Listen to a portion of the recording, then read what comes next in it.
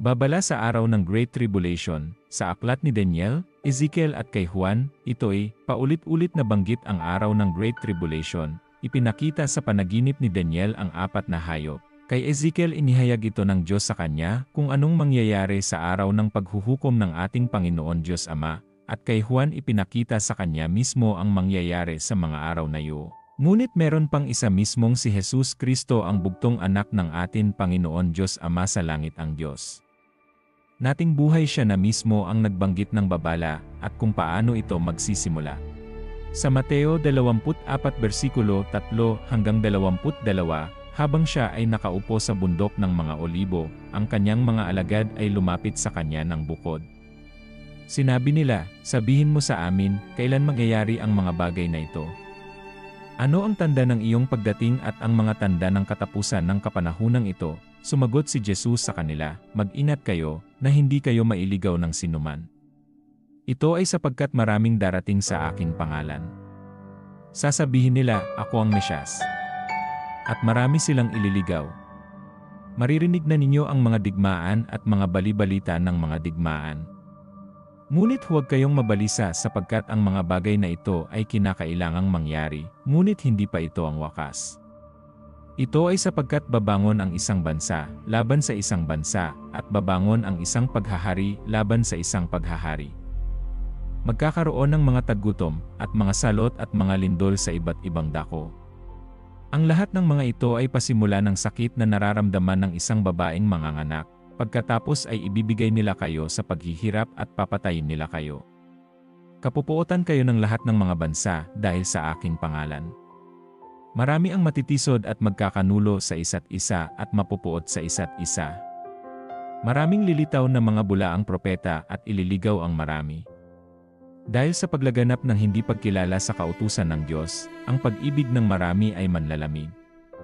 Ngunit siya na makapagtitiis hanggang wakas ay maliligtas.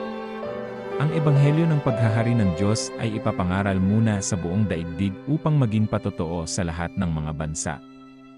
Pagkatapos ay darating na ang wakas, makikita nga ninyo ang kasuklam-suklam na paninira na sinabi ni Daniel, ang propeta na nakatayo sa banal na dako. Siya na bumabasa, unawain niya. Kapag mangyari ang mga bagay na ito, sila na nasa Judea ay tataka sa mga bundok. Siya na nasa bubungan ay huwag nang bababa upang kumuha ng anuman sa kanyang bahay. Siya na nasa bukid ay huwag nang babalik upang kumuha ng kanyang mga damit. Ngunit sa aba ng mga nagdadalang tao at doon sa mga nagpapasuso sa mga araw na iyon.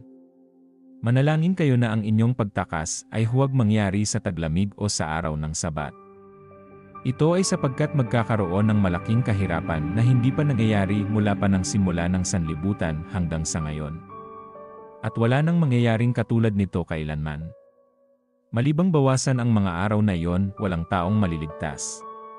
Ngunit alang-alang sa mga hinirang, babawasan ang mga araw na iyon. Ito ang mga babala na binanggit ng ating Jesus Kristo ang bugtong anak ng ating Panginoon Diyos Ama nasa langit ang Diyos na buhay. Ano ang mga mangyayari sa mga taong hindi tatanggap sa tatak ng halimaw sila ay usigin ang mga hindi makakapagtago at makakatakas.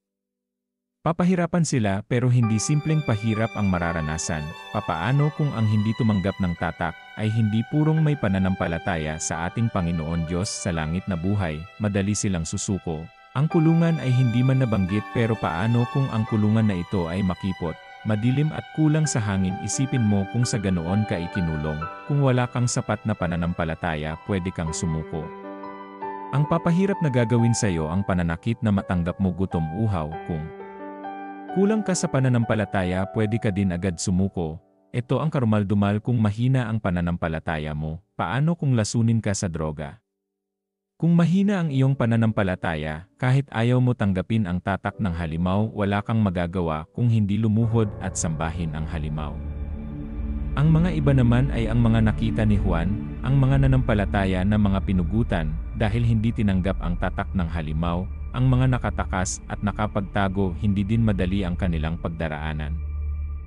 Dahil sa mga panahon na iyon ang walang tatak ay hindi ka na makakabili o makakapagbenta. Wala ka ng akses sa lipunan, at sa kanila sa mga nakapagtago wala na sila dapat pagsabihan kung asan man sila dahil kahit ang iyong mismong pamilya, Kamag-anak, kaibigan o kasintahan na tumanggap sa tatak ng halimaw, itatakwil kanila at papahuli para mapahirapan hanggang hindi mo sinamba ang halimaw, kaya ikaw nakikinig o napakinggan ito. Wala nakakaalam kung kailan magaganap ang araw na ito kagaya.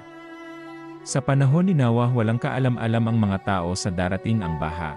Kaya bago pa ang araw ng Great Tribulation, kailangan tayo maging matatag at manalig at huwag sumuko, dahil ang kamatayan sa mga hindi tumanggap sa tatak ng halimaw. Natanggap mo na ang kaligtasan, kaya hanggang mayroon pang pagkakataon, bumalik na tayo sa kalooban ng ating Panginoon Diyos Ama na sa langit na buhay.